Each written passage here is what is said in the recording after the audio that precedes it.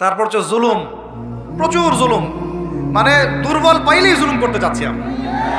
যদি দেখি ও আমার চেয়ে একটু দুর্বল, আমি জুলুম না করলে পেটের ভাত হজম হচ্ছে না। জুলুম করাটাকে আমরা ক্রেডিট মনে করি যে আমি জিতে গেলাম। আরে ভাই, কাল কিয়ামতের মাঠে কি হবে আপনার আমার অবস্থা? কাল কিয়ামতের মাঠে কি হবে অবস্থা? আর যখন জুলুম মানুষ মেনে নেয় তখন আরো বড় জালেমকে আল্লাহ পাক চাপায় দেয়। এই জন্য আমাদের এই অবস্থা সংশোধন হচ্ছে না। ইল্লা মাশাআল্লাহ, আল্লাহ যে কবে করবেন আল্লাহ ভালো জানেন। তবে বিশ্বাস করেন, আপনারা বলেন যে এখন মুসলিম প্রধান দেশ, আমি একটা স্টেটমেন্ট দিয়ে দিচ্ছি এখন বসে বসে, এখন এটা হচ্ছে একটা মুনাফেক প্রধান দেশ। প্রমাণ করতে চাইলে আমার সাথে বসেন। মুনাফেকের আলামত যে কয়টা আছে, কি এক নাম্বার কি? কথা বললেই মিথ্যার উপর দাঁড়ায় আছেন সবগুলো। 2 নাম্বার, আমানত রাখলেই খেয়ানতের উপর খেয়ানত।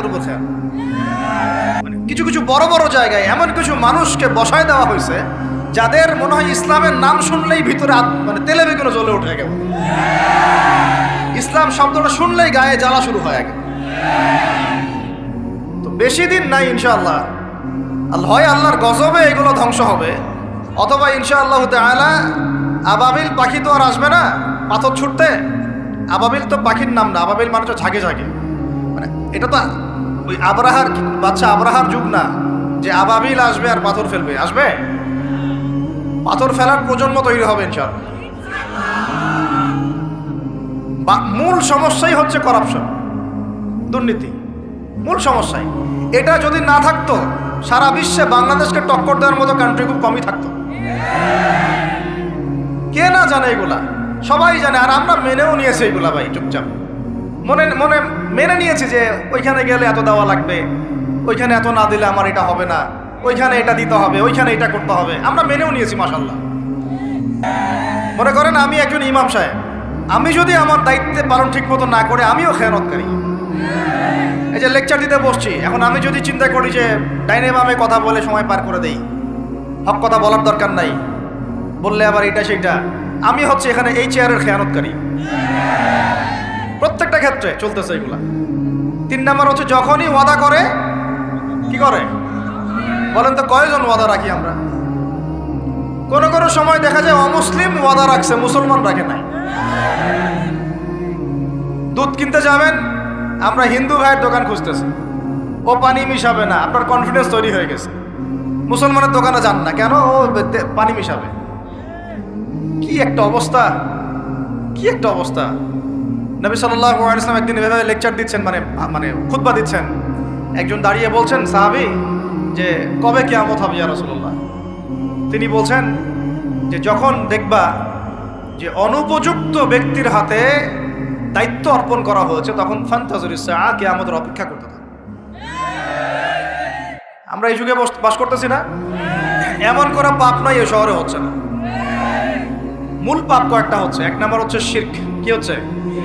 তারপরে হচ্ছে প্রতারণা। নবী সাল্লাল্লাহু আলাইহি ওয়াসাল্লামের কথা কি মিথ্যা? তিনি বলছেন কিয়ামতের মাঠে বহু মানুষ উঠবে উহুদ পাহাড়ের সমান নেকি নিয়ে। একেবারে উহুদ পাহাড় দেখছেন আপনারা কেউ? অনলাইনে দেখে নেন, বিশাল পাহাড়। জানাজার নামাজে শরীক হইলে 1 কেরাত নেকি হয়। 1 কেরাত মানে 1 উহুদ পাহাড় সমান। আর মাটি দিয়ে আসলে আরেক কেরাত নেকি হয়, মানে আরেকটা উহুদ পাহাড়ের সমান। উহুদ পাহাড়ের সমান আরো উঁচু উঁচু নামাজের নেকি, যাকাতের নেকি, হজের নেকি, উমরার নেকি নিয়ে উঠবে বহু মানুষ। আমরাই হয়তো বা তারা, আল্লাহ পাক আমাদেরকে মাফ করুন। ওঠার পরে বহু মানুষ সামনে দাঁড়ায় থাকবে। কাউকে গালি দিছে, কাউকে অন্যায়ভাবে মারছে, কাউকে রিমান্ডে নিয়ে একেবারে পেদানি দিছে, নির্দোষ ছিল। কারো নামে মিথ্যা মামলা দিছে, কারো নামে অপবাদ ছড়াইছে। বেচারা ভালো ছিল, সৎ ছিল, অপবাদ ছড়াই দিছে। কারো নামে ধরেন যে কারো গীবত করছে, কারো টাকা নিয়ে টাকা দেয় নাই, হ্যাঁ, কারো জমি আত্মসাৎ করে খাইছে, ভূমিদস্যু ছিল। মানে মানুষের সাথে জড়িত পাপ ছিল। কি ছিল? অন্যের সাথে জড়িত, মানে অন্যের হক নষ্ট করছে আর কি, অন্যের।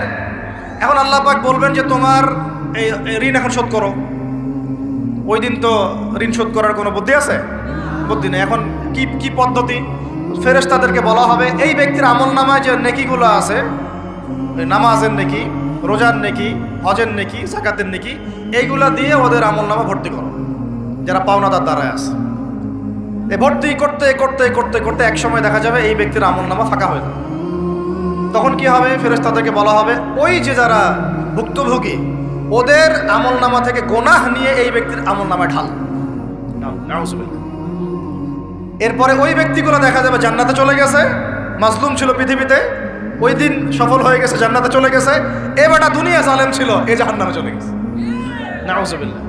আল্লাহ পাক আমাদেরকে এরকম মানুষের হক নষ্ট করা থেকে হেফাজত করে না। ভাই মানুষের হক নষ্ট করতে যায় না। নিজে আমল তো এমনিই কম, ভাঙাচোরা ইমান, মুনাফিকের মতো বসবাস করতেছি।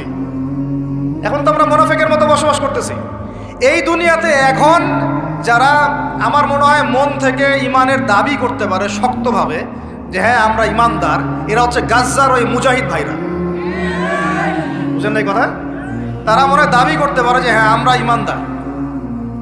আমরা তো নেফাকির উপরে আছি, আমরা তো স্বীকৃতি দিতে পারতেছি না, সত্যকে স্বীকৃতিও দিতে পারি না।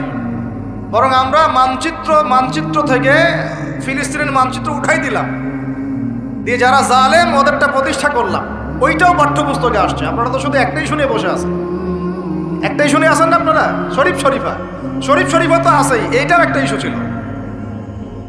আল্লাহ পাক আমাদেরকে চোখ খুলুন, আল্লাহ পাক আমাদের চোখ খোলার তৌফিক দান করেন। আর ভাই বাইরের চোখ তো সবারই খোলা, ভিতরের চোখটা খোলার তৌফিক দান করেন। আমি অনেক ভিতরে চলে আসছি, বুঝাইতে চাচ্ছিলাম যে এই বিশ্বে এখন আল্লাহ পাককে সার্বভৌম ক্ষমতার অধিকারী মানা হচ্ছে না। এটা হচ্ছে বৈশ্বিক শিরক। রাজনৈতিক ক্ষেত্রে আমরা আল্লাহর সার্বভৌমত্ব মানছি না, অর্থনৈতিক ক্ষেত্রে আমরা আল্লাহর দেয়া বিধান মানছি না, শিক্ষা ক্ষেত্রে আমরা আল্লাহ পাকের দেয়া শিক্ষানীতি মানছি না, সংস্কৃতির মধ্যে আমরা আল্লাহর সংস্কৃতি মানছি না, ব্যক্তি জীবনে, ইবাদতের জীবনে, পারিবারিক জীবনে, সামাজিক জীবনে আমরা আল্লাহ পাকের সার্বভৌমত্বকে বাদ দিয়ে মানুষের সার্বভৌমত্ব প্রতিষ্ঠা করেছি।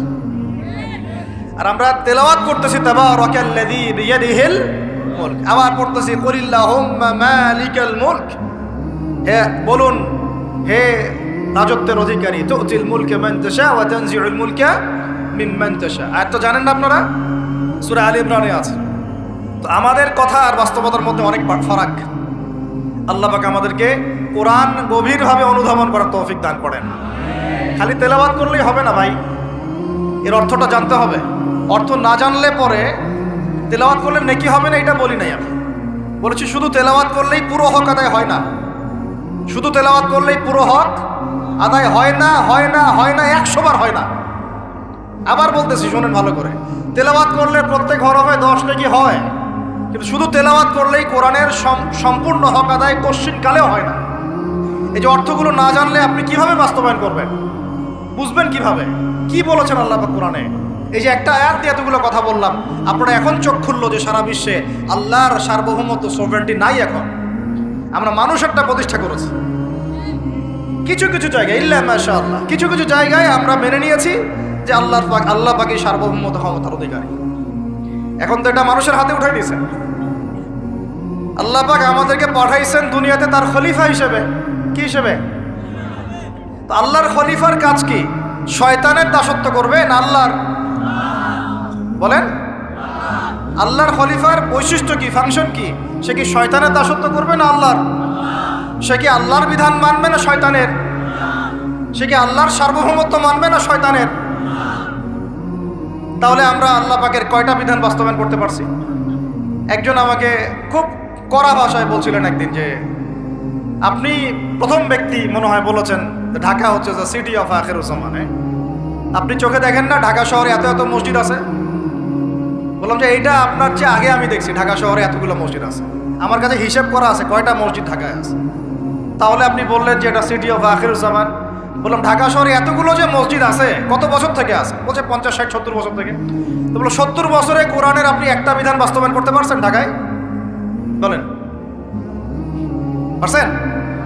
ঢাকা শহরে কি চোরের হাত কাটা হয়? ঢাকা শহরে কি হচ্ছে জেনার শাস্তি দেওয়া হয়? মদ পান করলে 40 লাঠি দেওয়া হয়? ব্যভিচার করলে রজম দেওয়া হয়? সমকামিতা করলে রজম দেওয়া হয়? ধর্ষণ করলে প্রকাশ্যে মৃত্যুদণ্ড দেওয়া হয়? মসজিদ দিয়ে কি করবেন আপনি বলেন? এতগুলো মসজিদ দিয়ে কি করবেন? মসজিদে আমরা নামাজ পড়ি, ব্যক্তিগত ইবাদত। আর মানুষের বাঙালিকে কারা জানি বুঝাইছে, সারা জীবন যত ইচ্ছা পাপ কর, শেষ জীবন একটা মসজিদ বানায় যাইস বা মসজিদের সভাপতি হয়ে থাকিস, ঠিক আছে? যত ইচ্ছা কর, যা ইচ্ছা কর, সুদ খা, ঘুষ খা, সব কর, শেষে একটা মসজিদ বানাই দিস।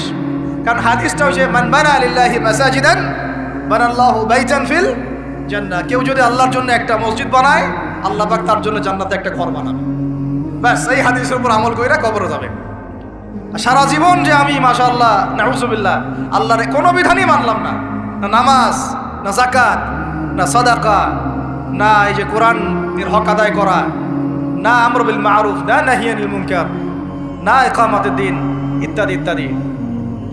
অনেক অনেক গভীর ভাই, আলোচনাও গভীর, পরিবেশও অনেক গভীর, অন্ধকারও অনেক গভীর।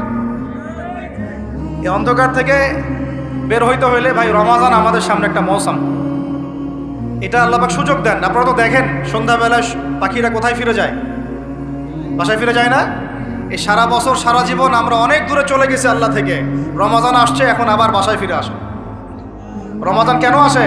যাতে এই বিচ্ছিন্ন উম্মাহ এক জায়গায় হয়, পাপী মুসলিমরা আল্লাহর দিকে ফিরে আসে। সারা বছর যারা এদিক ওদিক চলে গেছেন, রমাজানে আসেন, ঘরে ফিরে আসেন। আল্লাহ পাক তৌফিক দান করে না। অনেক ভিতরে ঢুকে গেছি ভাই। প্রথম কথা বলছিলাম লাআল্লাকুম তাত্তাকুনের হক আদায় করতে হবে, রাজি আছি তো ইনশাআল্লাহ? 2 নাম্বার এই যে বলছিলাম কুতিবা আলাইকুম নিয়ে কথা। কুতিবা আলাইকুম শুধু সিয়াম না, কুতিবা আলাইকুম কিসাসও আছে এখানে। কোন কিতাব এখানে আছে না? নাকি বাড়ায় বললাম? আর এই কোরআন তো ভাই সবারই বাসায় আছে, কেন মানতে চান না? এত কেন ভনিতা কোরআনের সাথে? আর বাঁচবই বা কতদিন আমরা? সর্বোচ্চ 100 বছর। ভাই সবাইকেই তো একা একা আল্লাহর সামনে দাঁড়াইতে হবে, তাহলে এত ভনিতা কিসের? এত নেফাকি কেন? এত অস্বীকৃতি কেন? ইসলাম নিয়ে এত অ্যালার্জি কেন? আল্লাহ রসুল এবং ইসলামের নাম শুনলে গা জ্বলে কেন? কোরআন সুন্নাহর বিধানের কথা শুনলে কেন মনে হয় যে বাঁকা চোখে তাকান কেন? না জানি আবার কি বলতেছে, কোন জঙ্গি আসলো, কোন সন্ত্রাসী আসলো, এগুলো কি শুরু করছেন? এটা কোরআনের কথা, হাদিসের কথা, আল্লাহর কথা, রসুলের কথা। এখানে এইসব শব্দ প্রয়োগ করেন কেন? কবরে কি আমরা যাবো, আপনারা যাবেন না? আপনাদেরকে হিসাব দেওয়া লাগবে না? কি মনে করতেছেন আপনারা? আর এই উম্মার বিজয়ের জন্য কি শুধু আমাদের একার দায়িত্ব না, সবার দায়িত্ব আছে? সবাই মিলে তো শক্ত হাতে একটা হাতল ধরলে না ইসলাম বিজয় হবে। তো আল্লাহ পাক যে ক্ষমতা যাদেরকে দিয়েছেন, কেন আপনারা বুঝতে চেষ্টা করেন না যে আল্লাহ রাব্বুল আলামিনের কাছেই সর্বভৌম ক্ষমতা, তার বিধান বাস্তবায়ন করেন, আল্লাহ পাক আপনাদেরকে আরো শক্তিশালী করবেন ইনশাআল্লাহ। যদি না করেন তাহলে শোনেন, একটা সময় পর্যন্ত আল্লাহ পাক ছাড় দেন। এটা ইতিহাস।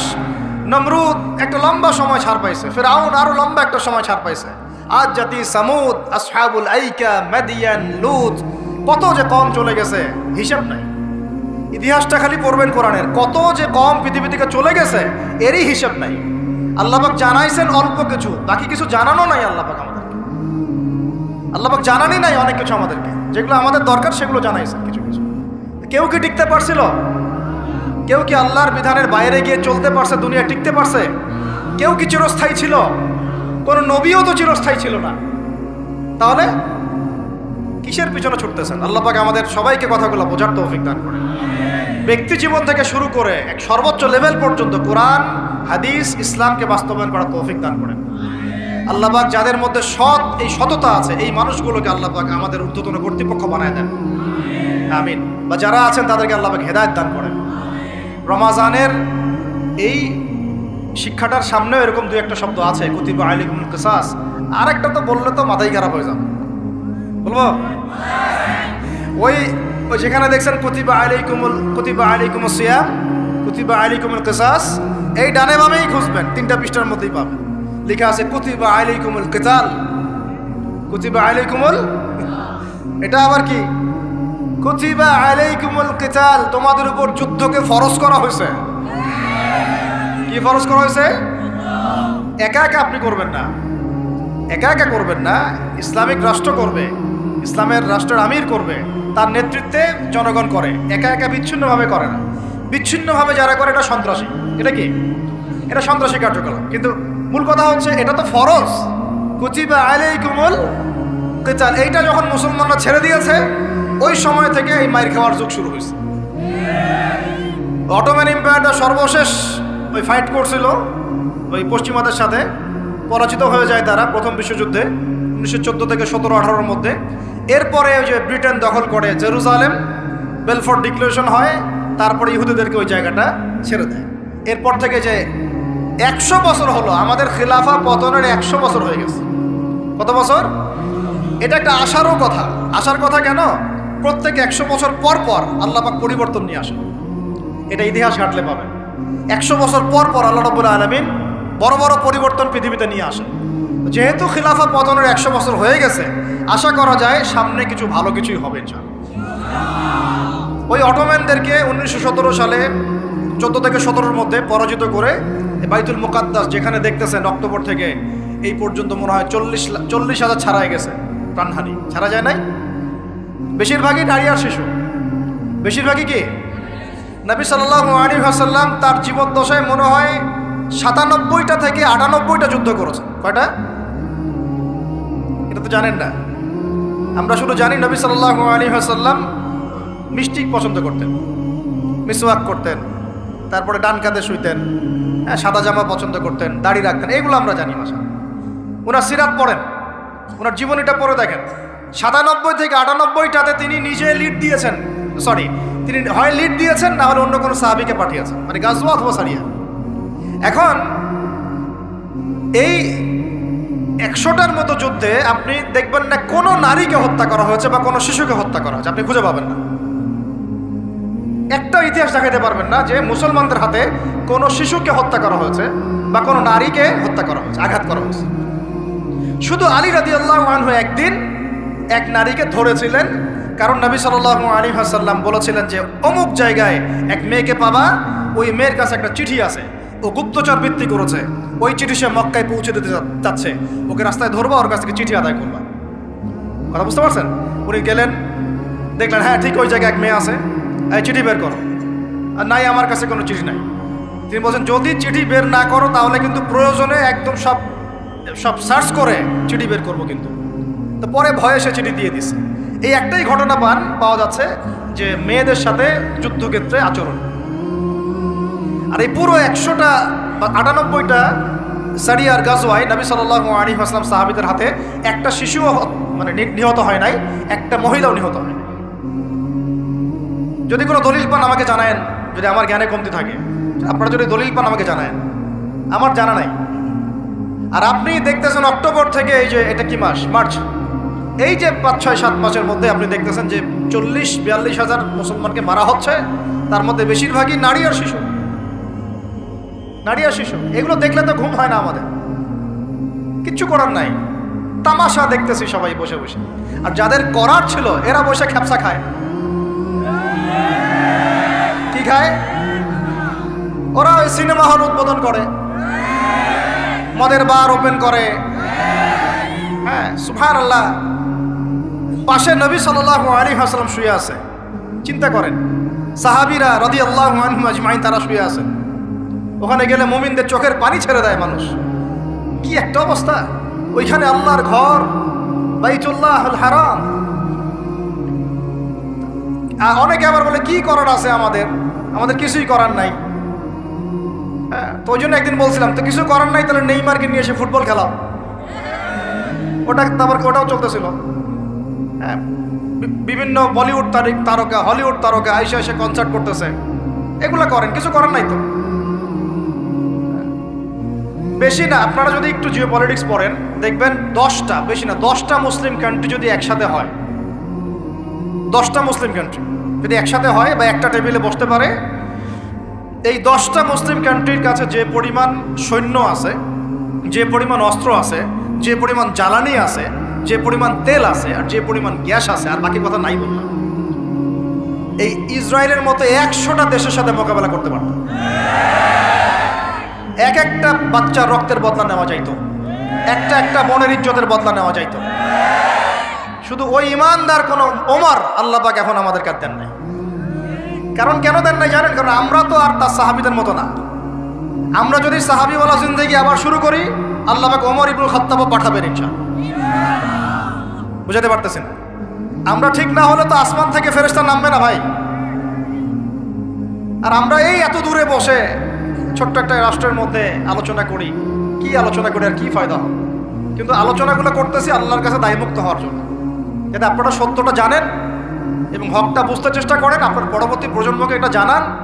আল্লাহ চাইতো আমরা না পারলে কি হয়েছে, দেখা যাবে 100 বছর পরে হইলেও আমাদের পরবর্তী প্রজন্মরা ইনশাল্লাহ বাইতুল মুকাদ্দাস উদ্ধার করবে ইনশাল্লাহ। কারণ লিখা তো হয়ে গেছে এটা, তো ওইটা আমাদের হাতে আসতেছে ইনশাল্লাহ।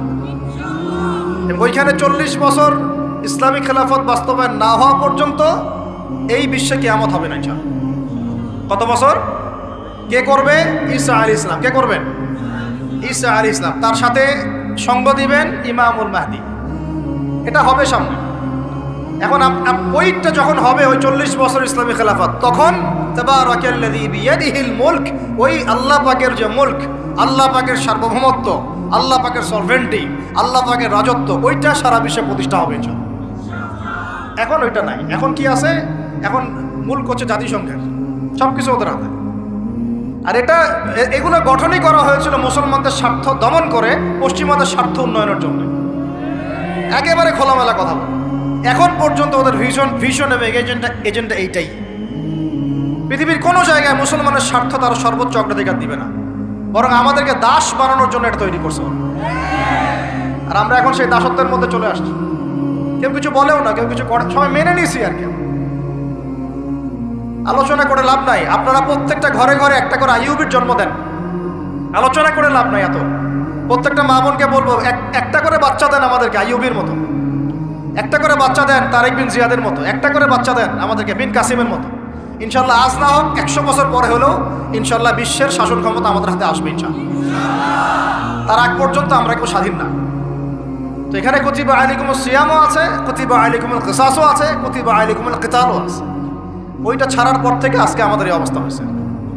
এখন ওইদিকে তো আমরা যেতে পারবো না, এখন আমাদের শক্তি নাই। অতএব ওই আলোচনা নাই, ফুল স্টপ রাখলাম। এখন এই মাসে আমরা কি আল্লাহর দিকে ফিরে আসতে পারি কিনা? অন্তত যারা নামাজ আমরা কাজা করছি বা অলসতা দেখাচ্ছি, রমজান মাসে 5 ওয়াক্ত পাক্কা নামাজি হইতে পারবো তো ইনশাআল্লাহ? ফরজ নামাজের সাথে সাথে সুন্নত আর নফলগুলোর পাবন্দ হইতে পারবো তো ইনশাআল্লাহ? রমজান মাসে দাড়িটা ছাড়তে পারবো তো ইনশাআল্লাহ? পোশাক চেঞ্জ করতে পারবো তো ইনশাআল্লাহ? সুদ ছাড়তে পারবো তো ইনশাআল্লাহ? সমস্ত জেনা ছাড়তে পারবো তো ইনশাআল্লাহ? সমকামিতার এগুলো ধার কাছেও তো যাবো না ইনশাআল্লাহ? মাপে কম দেওয়া ছাড়তে পারবো তো ইনশাআল্লাহ? যত রকম দুর্নীতি, সুদ, ঘুষ ছাড়তে পারবো তো ইনশাআল্লাহ? রমজান মাসে আমরা আবার ওই পাখিদের মতো, পাখিরা যেমন ঘরে ফিরে, আমরা আল্লাহর কাছে ফিরবো তো ইনশাআল্লাহ? কয়েকটা কাজ খালি বলে শেষ করে দিচ্ছি। এর পরের আয়াতে আপনি পাবেন, জাস্ট এর পরের আয়াতে, মানে এগুলো সিকোয়েন্স ওয়াইজ সাজানো হয়েছে। একটু গবেষণা করলে দেখবেন এগুলো আল্লাহ পাক সাজিয়ে দিয়েছেন সুবহানাল্লাহ। মানে একটার সাথে একটা আমি তুলনাটা এভাবে দেই। আপনারা কি অ্যাস্ট্রোনমি নিয়ে কেউ পড়াশোনা করেছেন? হাত উঠান দেখি কেউ। অ্যাস্ট্রোনমি বোঝেন? জ্যোতির্বিদ্যা কেউ পড়েছেন কখনো? একজনও নাই? আচ্ছা ঠিক আছে, অ্যাস্ট্রোনমির দরকার নাই।